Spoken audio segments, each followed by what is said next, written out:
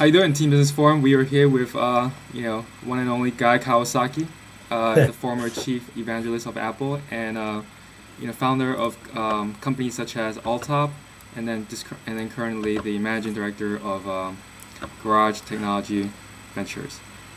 He's also the author of the new book, Enchantment. Get that right? Here it is.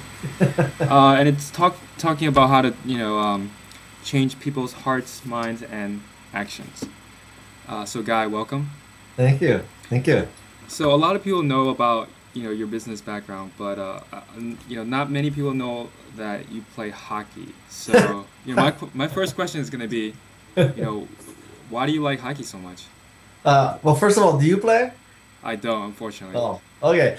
So I took up hockey about 9 years ago. I first saw a hockey game when I was about 47 or 48 years old. And I'm from Hawaii, so I clearly didn't play a lot of pond hockey because there's no such thing as pond hockey in Hawaii. And I had played in high school football and soccer. And then after high school, I played a lot of basketball. So we went to the San Jose Sharks game, and my two kids loved hockey, never seen it before, so they said they wanted to take it up. So then my wife said, you should take it up with them. So I took it up, and I have to tell you that it was a magical moment for me. The first time I stepped on the ice with skates, and believe me, I could not skate. Arguably, I still cannot skate. It was like, I said, wow, this is such a great game because it has the sort of team play of basketball. It has the constant motion of soccer. It has mathematics and physics going on because there's a lot about angles and trajectories and speed and all that. It's a very difficult skill, skating is, to master. And yet there's some really beautiful aspects of it, sort of like ballet when you see people make specific moves. And it is very violent. So it has the violence of war and the beauty of ballet and the team play of soccer or basketball. And but the beauty of it is that the puck never goes out of bounds, or hardly ever goes out of bounds. Whereas basketball, it goes out of bounds, everything stops. It just doesn't happen that often in hockey. So it is truly an enchanting sport. It's a great sport. Great, yeah, great to hear that. I was going to ask you if, obviously I'm not going to ask that, but I was going to ask you, at what point did you realize you weren't going to go pro at hockey? Roughly 30 seconds into it. All right. So, with that, I want to talk about some of the stories in your book. Obviously, it's called Enchantment, and there's a lot of stories in here about how people were enchanted by different companies, different products. What was your favorite story, one of the enchantment stories in the book? Yeah, so each chapter, and there are 12 chapters, ends with a person's story about being enchanted.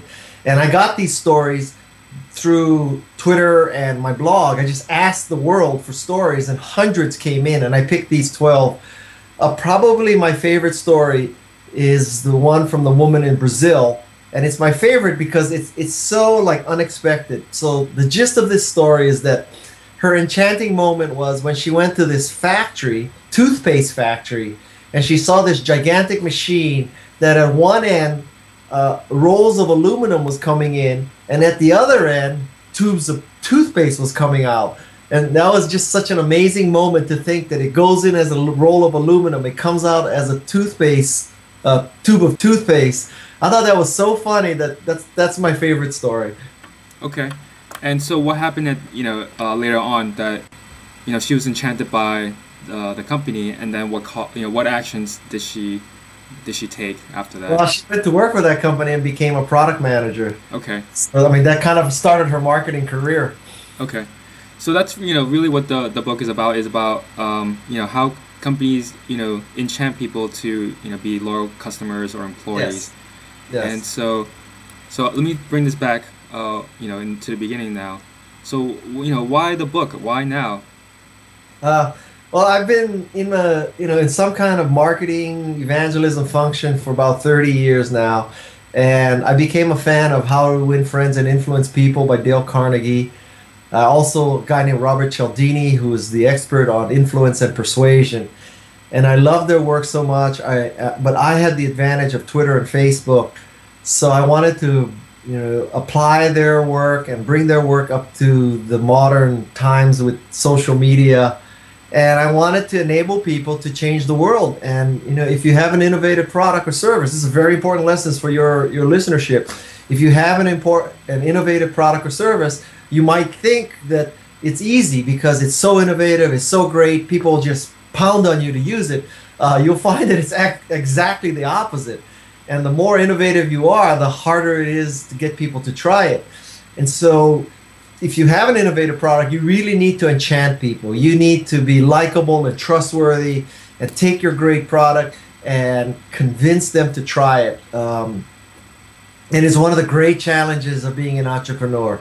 If you're just making a Me Too product, slightly better, slightly cheaper, you can win on price maybe, you can win on promotion, you can win on placement. But if you truly have an innovative product and you want to delight people in a long-term relationship, you want to be like an Apple or a Virgin America or a Zappos, it takes enchantment. Okay.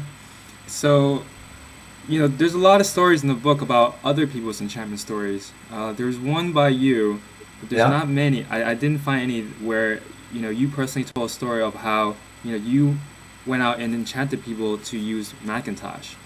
Yeah. Can you tell, a story where you some of the things that you did to enchant people? Okay, so first of all, that's very much on purpose because this is not Guy's biography, okay? Not at all. And I didn't want it to be, and I didn't want to have an overemphasis on Macintosh because I didn't want it to be yet another Macintosh book. So the purpose here was to provide a perspective that you could use this for anything, whether it's a Macintosh or a church or a school or some kind of new phone or gadget, doesn't matter. So as far as me enchanting people with Macintosh, I'll tell you how it worked. Basically, we went out in 1983 before Macintosh was out, and we met with software developers, and we brought in this bag, and in this bag was a Macintosh. And we explained to them that Macintosh would, from a marketing perspective, reach new people. And from a technical perspective, it enabled people to write software they never could have written before. And from a financial perspective, it enabled you to tap this new market that was not controlled by IBM. So we explained these 3 reasons to write Mac software. Inevitably, one of those reasons would be the most attractive to the group. And from then on, we just focused on that reason. So one lesson that I learned is that in most cases, people will tell you how to sell to them. So if the tech guy says, "Oh, it has such a great programming environment," you stop talking about the marketing and the financial reasons. You just only talk about the tech reasons because that's what he wants to talk about. And so that's a lesson that I learned in Enchantment also. So, I enchanted a lot of people to do Mac software. Clearly, yeah. Okay, so you mentioned some of the things about enchanting people, right? Being likable, Yes. trustworthy. Can you just talk about some tips on being likable and trustworthy? Yeah. Okay. So those are the 2 foundations of enchantment. As far as being likable, it starts with really basic stuff. You have to have a great smile. This smile uses not only the jaw, it also uses the eyes. So basically, you want a lot of wrinkles around your eyes. You want crow's feet. You want to show people your crow's feet. So that's good. Save money on Botox and surgery. Next step in likability is you have to dress appropriately. You're not dressed way above the audience. You're not dressed way below the audience. You're dressed roughly equal to the audience. And the third thing on likability is you have to have a good handshake. Firm, dry, not too long, not too short. Looking people in the eye, appropriate greeting. I put a mathematical formula for the perfect handshake in the book.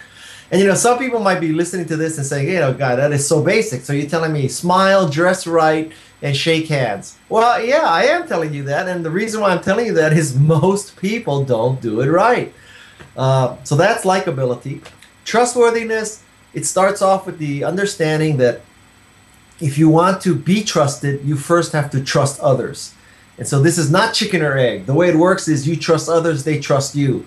If you're the kind of person who says, well, if you trust me, then I'll trust you, you will not be trusted very much. So that's number one. Number two is you should default to a yes attitude. So it's a positive attitude. You want to help others. You know, whatever you ask me, yes, I'll do it. By definition, by assumption, the starting point is, yes, I'm going to agree to help you. Now, what is it you'd like me to do? And the third thing about that is, for trustworthiness, is that you should always be thinking like a baker instead of an eater. So an eater sees a pie and wants to eat as much of the pie as possible. A baker says, I can bake a bigger pie or more pies. And if you did those 6 things to be likable and trustworthy, and if you have a great product, you're basically set. Okay, I'll come back to all those things in a minute. But can anybody be enchanting without a great product? Yes, you can be enchanting without a great product.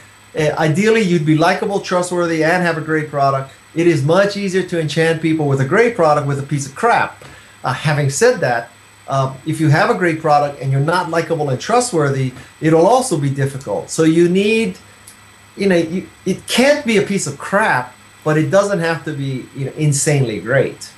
Okay. So I'll come back to, likable and trustworthy, right? Yeah. A lot of things I hear from young entrepreneurs is that, when they go meet someone, who's older in a business meeting, yeah, they're trustworthy or the credibility is already, at a very low starting point. Out of the things, because of the age and lack of experience.